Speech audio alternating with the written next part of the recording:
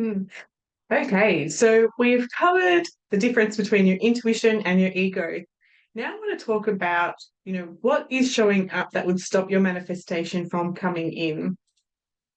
Thinking about the fact that you have that desire for a reason, whatever your intuition is pulling you towards, it is there for a reason, as I articulated in the previous video. But if it's not showing up, what is going on?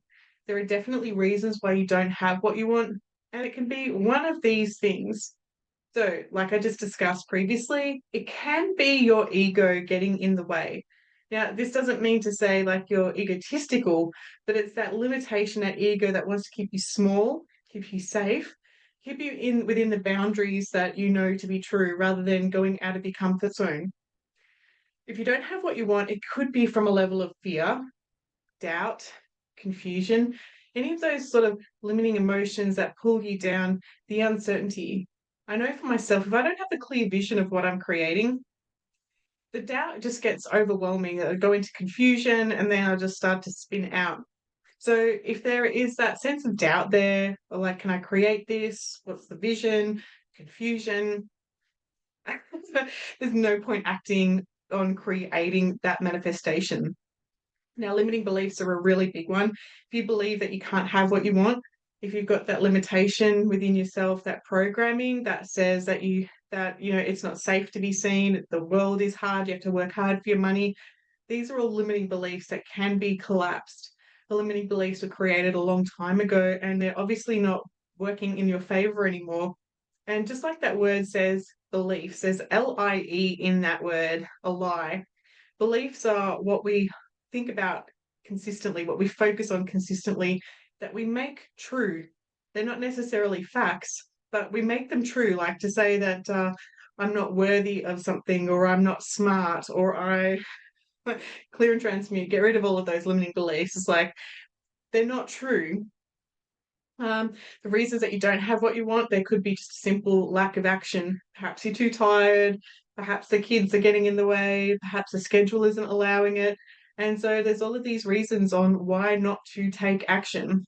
Now, if you can prioritize why you would take action, then and you're still not and it's still not showing up, then have a look at the rest of the list.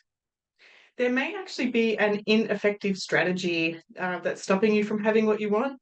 You may have said something like, oh, let me just go in a metaphor for a bit there.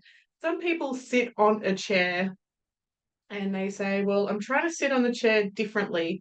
And so they pivot and they swap and they're like, well, why am I not getting the results that I want? And it's like, actually, well, it looks like you're trying to do something different while you're trying to sit differently. The actual thing is, you may actually have to get up, take some steps, and move and go sit on a stool. I know that that's a really weird metaphor, but the ineffective strategy, you may be overly busy trying to be busy, trying to look like you're doing something, and that's actually stopping you from creating the success that you want, that you're just sort of going in circles. The strategy doesn't work for you. I'm trying to think of a client example on what that would look like, because we have a strategy for everything that we do. We have a strategy for sex, we have a strategy for shopping, we have a strategy on, self-sabotage. We all have a strategy, and they're key points that we play out, really quite minute key points that we play out that give us that proven result.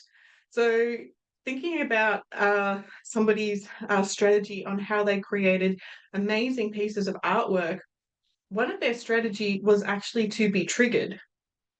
What happened was, like, their mum would push their buttons and this rage would come up to that blood boiling, and then they would go and create the artwork, and the artwork was amazing. And I said to this particular client that, like, how about we take out the depleting energy of the anger? Why do you need to be triggered by your mum to go and create amazing art? Go and create the art. Take your mum out of the picture. And so this could be placed in, like, with business, thinking about an ineffective strategy that to create a successful business means that I have to be on Instagram, which I hate Instagram, them, not me, a sense of overwhelm. And it's like, wait a minute, the strategy to be on Instagram equaling a successful business, they don't actually mix. It's just a strategy that works for some people. Okay, Are there any other reasons why you can't have what you want? Yeah, a level of uncertainty, a lack of direction. So, thinking about another client who wanted to move out of her particular business, she was in the medical profession and she just had this lack of direction on what she wanted to do. Intuitively, we could connect in and find out like there's a big part of her that wants to teach and train and help others succeed in their career in their medical industry. And yet it was like, well, teach what? So there was a level of uncertainty, a lack of direction. And so it's like, okay, you're still in that phase of manifestation to know to get specific. Secondary gain and resistance can be a big part of why you don't have what you want. Secondary gain is an interesting one to explore because if somebody continues to get a headache on Monday morning, there is secondary gain to that. There's something going on where there's a level of resistance in showing up for work. Do you know what I mean? Like there's secondary gain. If I'm sick, then I miss out on having to go to that stressful work environment. It's like creating a level of illness to then have a reasonable excuse on why you're not doing things. Because in today's society, we tend to hear someone say, like, oh, I've got a headache. Okay, well, you stop, you rest, versus actually saying, well, why? What's going on?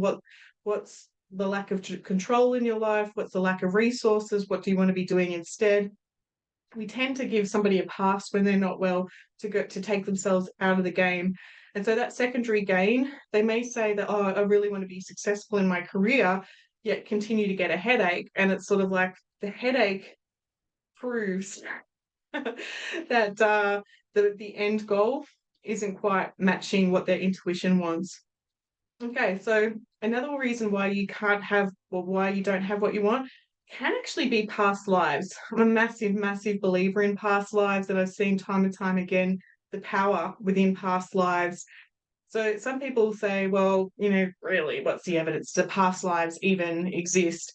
And to me, as long as the session creates an outcome, I'm not so invested in the evidence. If we can go back, let's say I've got somebody who's a naturopath in this life and they're struggling to create that successful business.